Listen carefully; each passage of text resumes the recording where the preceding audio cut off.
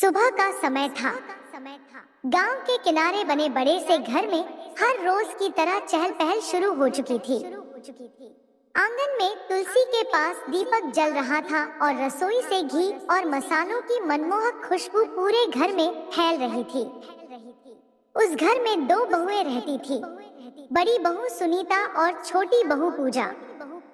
सुनीता यानी जेठानी पूरे गांव में अपने स्वादिष्ट खाने के लिए मशहूर थी। चाहे कोई त्योहार हो, शादी हो या अचानक मेहमान आ जाए, हर कोई कहता, सुनीता के हाथ का खाना खाकर तो उंगलियां चाटते रह जाओगे।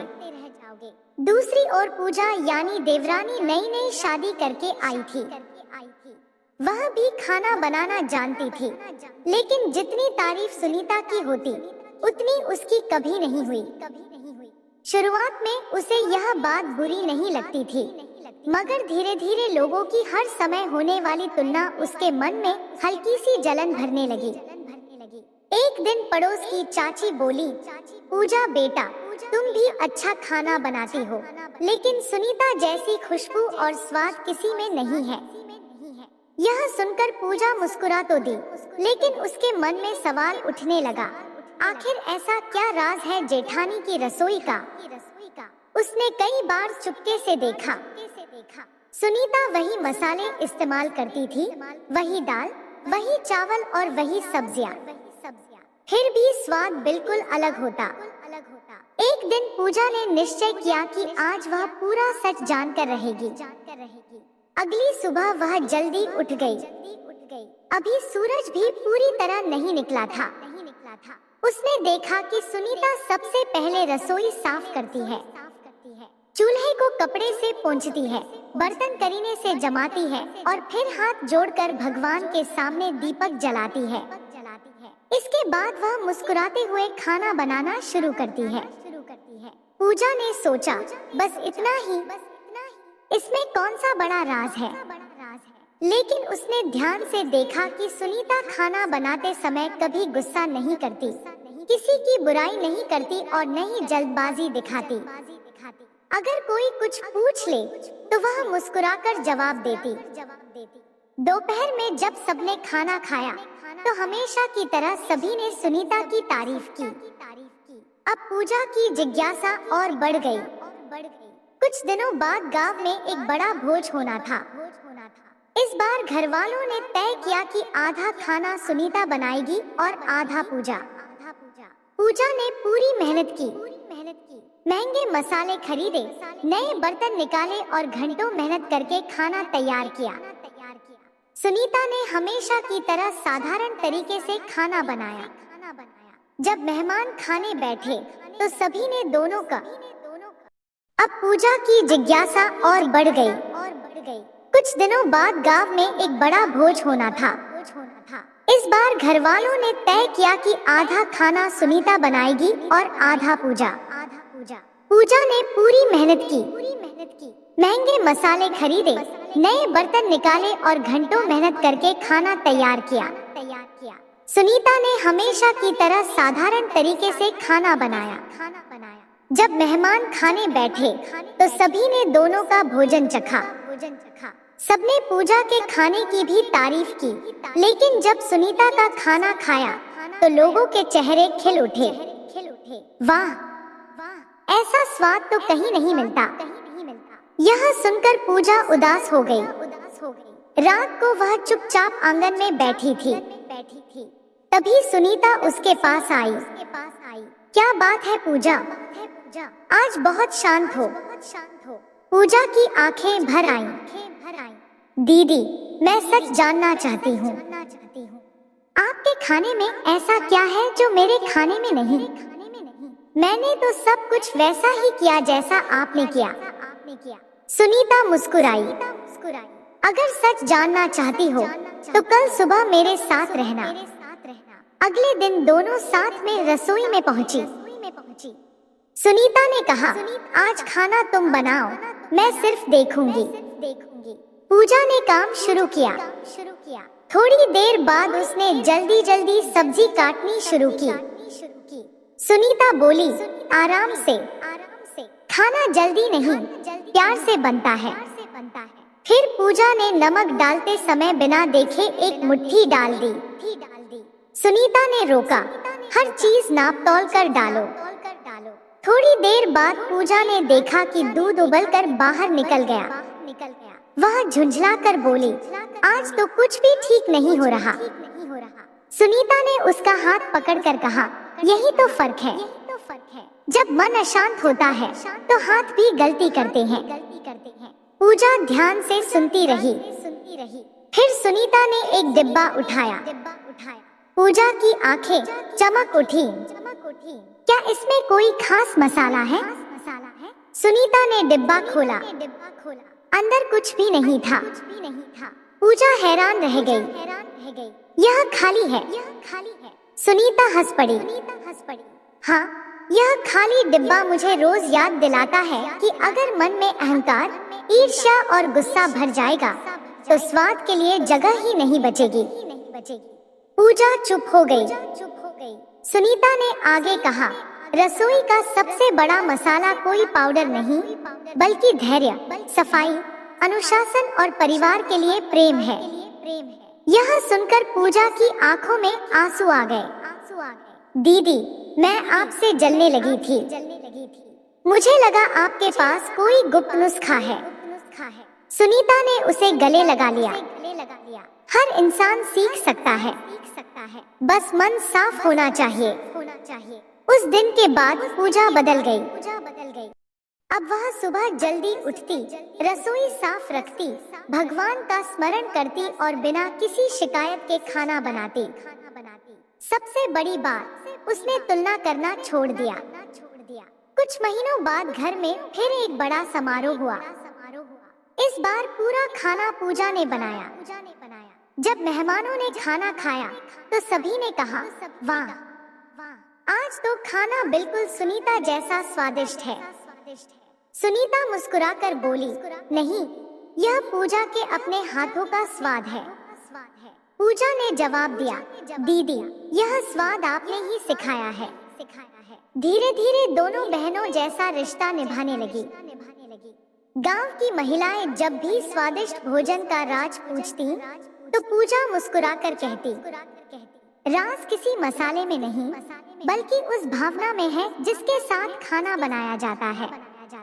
एक दिन पड़ोस की नई बहू भी सीखने आई। उसने पूछा, भाभी, आपका सीक्रेट मसाला कौन सा है? पूजा उसे उसी खाली डिब्बे के पास ले गई और बोली, यही है सबसे बड़ा राज।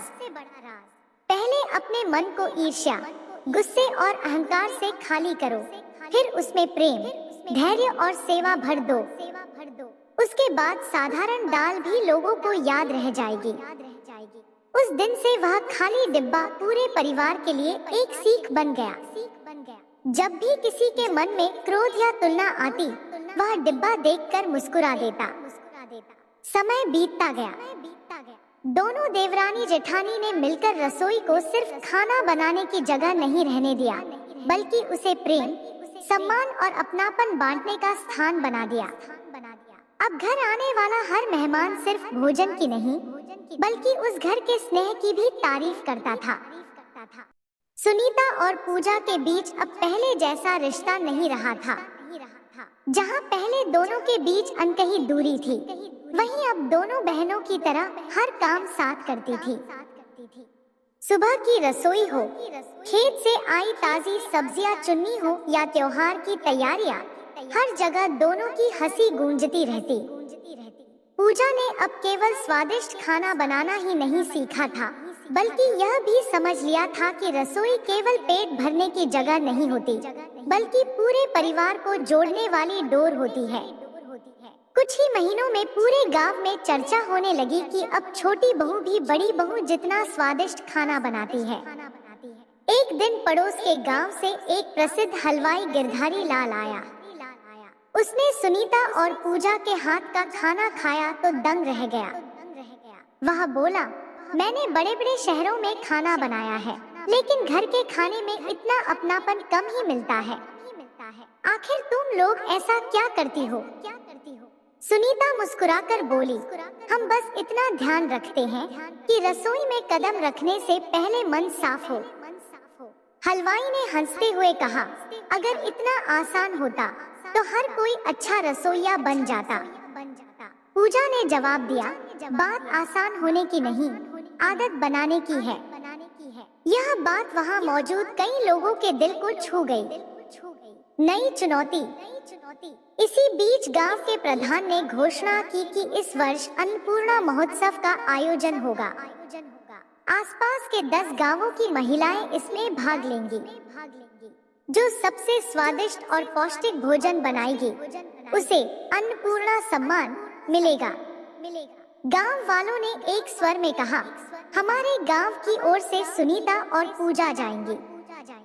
दोनों पहले तो झिझकी, लेकिन पूरे गांव के आग्रह पर तैयार हो गई।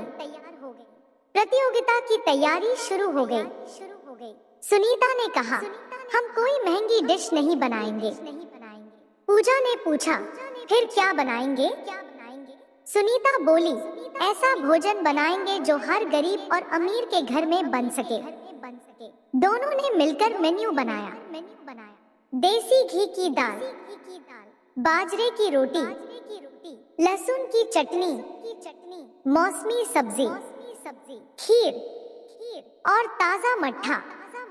गांव वालों ने पूछा, इतने बड़े मुकाबले में इतना साधारण खाना? सुनीता मुस्कुराई, साधारण चीजों को असाधारण बनाना ही असली कला है। प्रतियोगिता का दिन। पूरा मैदान रंग बिरंगे पंडालों से सजा था। हर टीम अपने साथ तरह तरह के विदेशी मसाले, महंगे बर्तन और नई नई रेसिपियां लाई थी। किसी ने पनीर के 10 प्रकार बनाए थे, किसी ने विदेशी मिठाइयाँ। उधर पूजा और सुनीता के सामने केवल मिट्टी का चूल्हा, लोहे की कड़ाही और साधारण बर्तन थे। कुछ महिलाएं उनका मजाक उड़ाने लगी। लगता है ये लोग पिकनिक मनाने आई हैं। इतने साधारण खाने से क्या जीतेंगी? पूजा थोड़ा घबरा गई, लेकिन सुनीता ने धीरे से उसका हाथ दबाया। दूसरों की बात मत सुनो, अपने काम पर ध्यान दो। दोनों ने सबसे पहले चूल्हे को साफ किया, फिर भगवान का स्मरण किया। इसके बाद पूरे मन से खाना बनाना शुरू किया। जब दाल में घी का तड़का लगा तो उसकी खुशबू दूर दूर तक फैल गई। लोग खुद ब खुद उनके स्टॉल की ओर आने लगे। एक बड़ी परीक्षा। तभी अचानक तेज हवा चलने लगी। कई स्टॉलों के गैस चूल्हे बुझ गए। कुछ लोगों का खाना जल गया। पूजा ने देखा कि बगल वाले गांव की एक बूढ़ी महिला रो रही थी। उसकी पूरी सब्जी जमीन पर गिर गई थी। पूजा बोली, दीदी, इन्हें मदद की जरूरत है। सुनीता ने बिना एक पल सोचे अपनी आधी सब्जी उस महिला को दे दी। पूजा भी अपनी दाल का हिस्सा बांटने लगी। पास खड़े लोग हैरान थे। किसी ने कहा, अगर अपना खाना बांट दोगी तो प्रतियोगिता कैसे जीतोगी? सुनीता ने शांत स्वर में कहा, जीत से पहले इंसानियत आती है। यह बात निर्णायक मंडल ने भी सुन ली। परिणाम। सभी व्यंजनों का स्वाद चखा गया। निर्णायकों ने अंक दिए। जब परिणाम घोषित हुआ तो पूरा मैदान तालियों से गूंज उठा। पहला पुरस्कार मिला सुनीता और पूजा की टीम को। प्रधान ने पूछा, बताइए, आपकी सफलता का रहस्य क्या है? पूजा ने मंच पर जाकर कहा, पहले मैं सोचती थी कि कोई गुप्त मसाला होगा, फिर पता चला कि सबसे बड़ा मसाला है सम्मान, धैर्य और प्रेम। सुनीता ने आगे कहा, और एक बात, जो रसोई दूसरों के साथ बांटना जानती है वही सबसे स्वादिष्ट बनती है। पूरा मैदान तालियों से गूंज उठा। ईर्ष्या की शुरुआत। लेकिन हर कहानी में एक नया मोड़ आता है। पड़ोस के गांव की एक महिला कमला को यह हार बिल्कुल पसंद नहीं आई। उसे लगा कि जरूर सुनीता और पूजा के पास कोई गुप्त नुस्खा है। उसने कई दिनों तक उनके घर पर नजर रखी। एक रात वह चुपके से उनकी रसोई में घुस गई। उसने सारे मसालों के डिब्बे खोल कर देखे। हल्दी, मिर्च, धनिया, जीरा, सब बिल्कुल सामान्य। फिर उसकी नजर उस खाली डिब्बे पर पड़ी। वह हंस पड़ी। यही होगा इनका जादू। वह डिब्बा उठाकर अपने घर ले गई। अगले दिन उसने उसी डिब्बे को अपनी रसोई में रख दिया और वैसा ही खाना बनाया। लेकिन स्वाद वैसा नहीं आया। उसका परिवार बोला, आज खाना फीका क्यों है? कमला हैरान रह गई। उसे लगा शायद कोई और राज होगा। सच का सामना। कुछ दिन बाद कमला खुद सुनीता के पास आई। उसने हाथ जोड़कर कहा, मुझसे गलती हो गई। मैंने आपका खाली डिब्बा चुरा लिया था। पूजा हंस पड़ी। सुनीता ने मुस्कुराकर कहा, कोई बात नहीं। उससे क्या मिला? कमला शर्मिंदा होकर बोली, कुछ नहीं। तब सुनीता ने कहा, खाली डिब्बा केवल याद दिलाता है कि मन खाली रखो। असली बदलाव तो अपने व्यवहार में लाना पड़ता है। कमला की आंखों से आंसू निकल आए। उसने माफी मांगी। सुनीता ने उसे गले लगा लिया। अगर सीखना चाहो तो कल से हमारे साथ रसोई में आ जाना। नई शुरुआत। अब रोज सुबह 3 महिलाएं साथ खाना बनाती। पूजा कमला को सिखाती, सब्जी काटते समय जल्दी मत करो। सुनीता कहती, जिस दिन मन दुखी हो पहले थोड़ा शांत हो जाओ, फिर रसोई में आना। धीरे धीरे कमला भी बदलने लगी। अब उसके घर का माहौल भी खुशहाल हो गया। उसके बच्चे बोले, माँ, अब आपके हाथ के खाने में पहले से ज्यादा स्वाद आने लगा है। कमला मुस्कुराकर समझ गई कि स्वाद मसालों में नहीं, उसके बदलते स्वभाव में आया है। रसोई बनी पाठशाला। कुछ समय बाद गांव की लड़कियों ने अनुरोध किया, भाभी, हमें भी खाना बनाना सिखाइए। सुनीता और पूजा ने घर के आंगन में हर रविवार रसोई पाठशाला शुरू कर दी।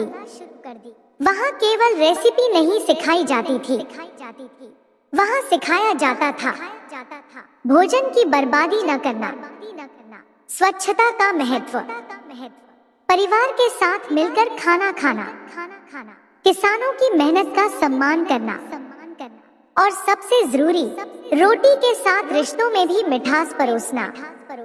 धीरे धीरे यह पाठशाला पूरे इलाके में प्रसिद्ध हो गई। दूर दूर से महिलाएं सीखने आने लगी। जब भी कोई पूछता, आपकी सबसे बड़ी रेसिपी क्या है, तो पूजा मुस्कुराकर वही पुराना खाली डिब्बा सबको दिखाती और कहती, इसमें कोई मसाला नहीं है, इसमें एक याद है। अपने मन से ईर्ष्या, घमंड और क्रोध को निकाल दो। फिर देखना, तुम्हारे हाथों का साधारण भोजन भी लोगों के दिलों में बस जाएगा।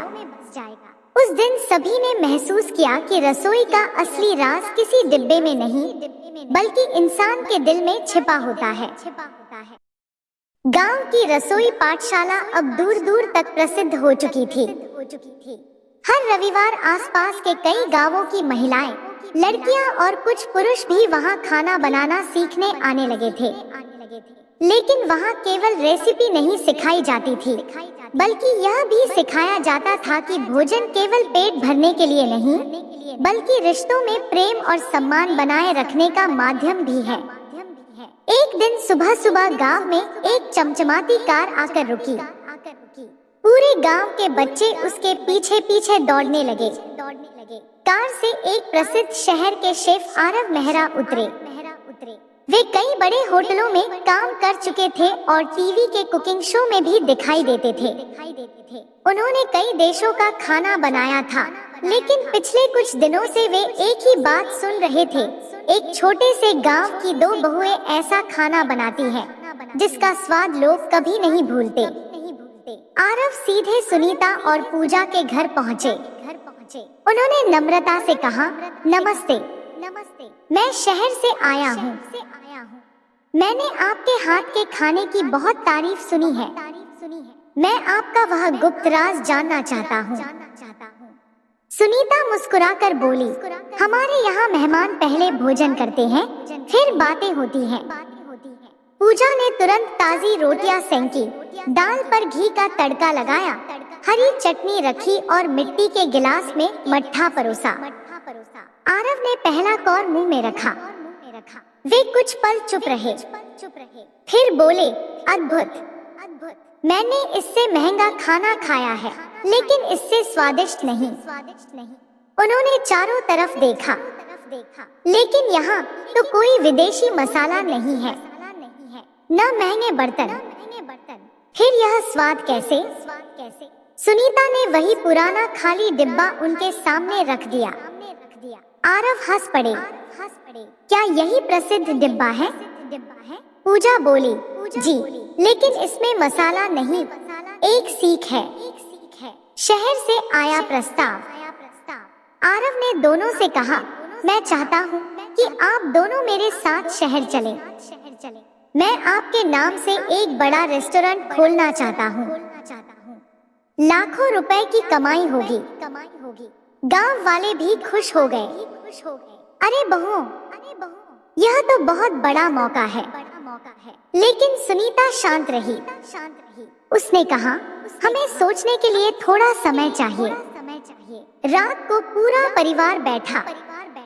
देवर बोला, भाभी, इतना बड़ा अवसर बार बार नहीं मिलता।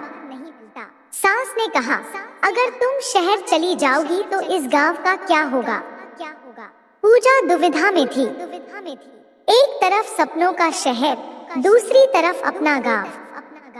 सुनीता ने धीरे से कहा, हमने जो सीखा है वह केवल पैसे कमाने के लिए नहीं सीखा। पूजा ने पूछा, तो क्या हम मना कर देंगे? सुनीता बोली, नहीं, लेकिन रास्ता अलग चुनेंगे। नया निर्णय। अगले दिन आरव फिर आए। उन्होंने पूछा, तो क्या फैसला किया? सुनीता ने मुस्कुराकर कहा, हम शहर नहीं जाएंगे। आरव थोड़ा निराश हो गए। क्यों? पूजा बोली, क्योंकि हमारे गांव में अभी भी कई लड़कियां हैं जिन्हें अपने पैरों पर खड़ा होना है। सुनीता ने आगे कहा, अगर आप सच में हमारी मदद करना चाहते हैं तो यहाँ एक निःशुल्क प्रशिक्षण केंद्र बनवाने में सहयोग कीजिए। आरव कुछ पल तक दोनों को देखते रहे। फिर उनकी आंखों में सम्मान झलकने लगा। उन्होंने कहा, मैंने सोचा था कि मैं आपको कुछ सिखाने आया हूँ, लेकिन आज मैं आपसे जीवन का सबसे बड़ा पाठ सीख कर जा रहा हूँ। प्रशिक्षण केंद्र की शुरुआत। कुछ ही महीनों में गांव में एक सुंदर भवन बनकर तैयार हो गया। उसका नाम रखा गया अन्नपूर्णा रसोई विद्यालय। यहाँ गरीब परिवारों की बेटियों को बिल्कुल मुफ्त में प्रशिक्षण दिया जाता था। उन्हें सिखाया जाता था स्वादिष्ट और पौष्टिक भोजन बनाना, साफ सफाई, भोजन की बर्बादी रोकना, छोटे व्यवसाय की शुरुआत कैसे करें, और सबसे महत्वपूर्ण, ईमानदारी और विनम्रता। धीरे धीरे कई लड़कियां प्रशिक्षण लेकर अपने छोटे छोटे भोजन केंद्र खोलने लगी। किसी ने टिफिन सेवा शुरू की, किसी ने मिठाई बनानी शुरू की, किसी ने अचार और पापड़ का काम शुरू किया। कुछ ही वर्षों में कई परिवार आर्थिक रूप से मजबूत हो गए। आखिरी परीक्षा। एक दिन जिले के अधिकारी गांव का दौरा करने आए। उन्होंने देखा कि गांव की महिलाएं आत्मनिर्भर बन चुकी हैं। अधिकारी ने पूछा, इस बदलाव की शुरुआत किसने की? सभी ने एक साथ कहा, हमारी दोनों बहुओं ने। अधिकारी ने सुनीता और पूजा को मंच पर बुलाया। उन्होंने कहा, सरकार आपको सम्मानित करना चाहती है। सुनीता ने हाथ जोड़कर कहा, अगर सम्मान देना ही है तो उन किसानों को दीजिए जो खेतों में मेहनत करते हैं। हम तो केवल उनके उगाए अन्न को प्रेम से पकाते हैं।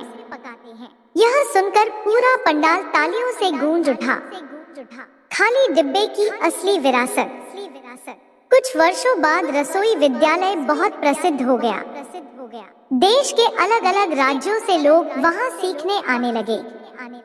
एक दिन एक छोटी बच्ची ने पूजा से पूछा, भाभी, जब आप बूढ़ी हो जाएंगी तब यह राज कौन संभालेगा?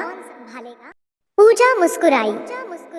उसने वही पुराना खाली डिब्बा बच्ची के हाथ में रख दिया। अब यह तुम्हारी जिम्मेदारी है। बच्ची ने आश्चर्य से पूछा, लेकिन इसमें तो कुछ भी नहीं है। सुनीता ने प्यार से कहा, यही तो सबसे बड़ी बात है। यह डिब्बा हमेशा खाली रहेगा ताकि हर पीढ़ी इसमें अपने अच्छे संस्कार भर सके। वर्षों बाद समय बीत गया। सुनीता के बाल सफेद हो गए। पूजा भी अब गांव की सम्मानित शिक्षिका बन चुकी थी। एक दिन दोनों आंगन में बैठी थी। सूरज ढल रहा था। रसोई से रोटियों की खुशबू आ रही थी। पूजा ने मुस्कुराकर कहा, दीदी, अगर उस दिन मैं आपसे ईर्ष्या न करती तो शायद आज यह सब कभी नहीं होता। सुनीता हंस पड़ी। और अगर तुमने सच जानने की हिम्मत न की होती तो मुझे भी अपनी सीख किसी के साथ बांटने का मौका नहीं मिलता। दोनों की आंखों में संतोष था। उन्होंने देखा कि रसोई विद्यालय की नई पीढ़ी की लड़कियां हंसते हुए खाना बना रही थी। अब उन्हें किसी गुप्त मसाले की तलाश नहीं थी। वे जान चुकी थी कि सबसे बड़ा स्वाद इंसान के व्यवहार में होता है। अंतिम संदेश। उस पुराने खाली डिब्बे को अब विद्यालय के प्रवेश द्वार पर कांच के एक सुंदर बॉक्स में रखा गया। उसके नीचे एक पंक्ति लिखी गई, इस डिब्बे में कोई मसाला नहीं है। अगर कुछ भरना है तो अपने मन में प्रेम, धैर्य, सेवा और सम्मान भरिए। यही हर रसोई का सबसे बड़ा राज है। जो भी वहां आता पहले उस डिब्बे को देखता, फिर मुस्कुराकर रसोई में प्रवेश करता। और इस तरह एक छोटी सी ईर्ष्या से शुरू हुई कहानी ने न केवल एक परिवार बल्कि पूरे गांव की सोच बदल दी। कहानी की शिक्षा। स्वाद केवल मसालों से नहीं बल्कि भावना से आता है। ईर्ष्या रिश्तों को तोड़ती है, जबकि सीखने की इच्छा उन्हें जोड़ती है। ज्ञान छिपाने से नहीं, बांटने से बढ़ता है। सच्ची सफलता वह है जो अपने साथ दूसरों का जीवन भी बेहतर बना दे। प्रेम, धैर्य, सेवा और विनम्रता, यही हर रसोई और हर परिवार का सबसे बड़ा राज है।